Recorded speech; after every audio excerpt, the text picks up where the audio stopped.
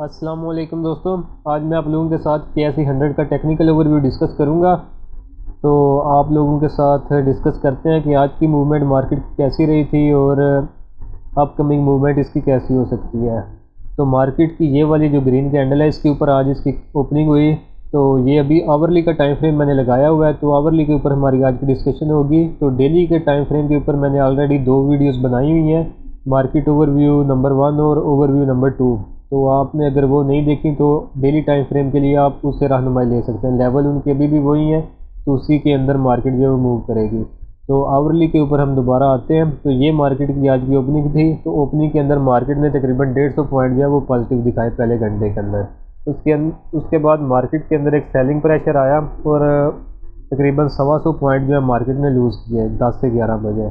तो उसके अगले घंटे के अंदर भी सेलिंग प्रेशर जो है वो प्रिवेल किया, लेकिन जो उसने घंटे के अंदर पॉइंट थे वो थोड़ी लूज़ के तकरीबन 5 पॉइंट लूज़ किए। उसके अगले घंटे में भी मार्केट नेगेटिव परफॉर्म करती रही, उसके अगले में भी। तो कल आप लोगों के साथ मैंने लेवल्स डिस्कस किए थे कि हमारी मार्केट के आज के लिए क्या सपोर्ट लेवल्स क्या हो सकते हैं और टारगेट लेवल क्या हो सकते हैं। तो टारगेट हमारा आज के लिए ये वाला लेवल था 45,016 का, और सपोर्ट जो थी वो थी 44,311 की। तो ये प्रीवियस वीडियो मैंने उसकी ओपन की है, तो यहाँ पे आप लेवल देख भी सकते हैं। ये वाला लेवल 44,331 का ये वाला हमारा सपोर्ट का लेवल था, और 45,000 का जो लेवल था ये हमारे टारगेट्स थे। तो मार्केट आज टारगेट्स की तरफ तो नहीं गई, लेकिन अल्टीमेटली अपनी आके जो मैंने कल अपनी सपोर्ट डिस्कस की थी 44,331 की, तो उसको मार्केट ने आज ड्रिल किया, उसी से इसने सपोर्ट ली। और अल्टीमेटली इसने आप देख सकते हैं यहाँ से सपोर्ट ली। उसके बाद अगली कैंडल भी पॉजिटिव रही, और इसकी अगली जो लास्ट पे मार्केट ने जो क्लोजिंग दिया वो भी पॉजिटिविटी में क्लोज हुई है।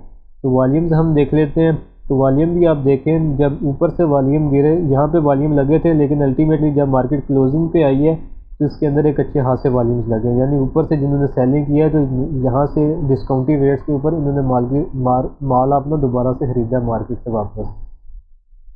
तो कल के लिए क्या लेवल्स हो सकते हैं? लेवल्स हमारे सेम ही होंगे। टारगेट हमारा 45,000 का है, तो सेशन कल भी छोटा ही होगा। तो आवरली का टाइम फ्रेम है, जो टाइम लगता है मे भी कल अचीव हों या ना हो, तो लेकिन लेवल्स हमारे जो है शॉर्ट टर्म के लिए कल या परसों 2 दिन का आप ओवरव्यू रख सकते हैं।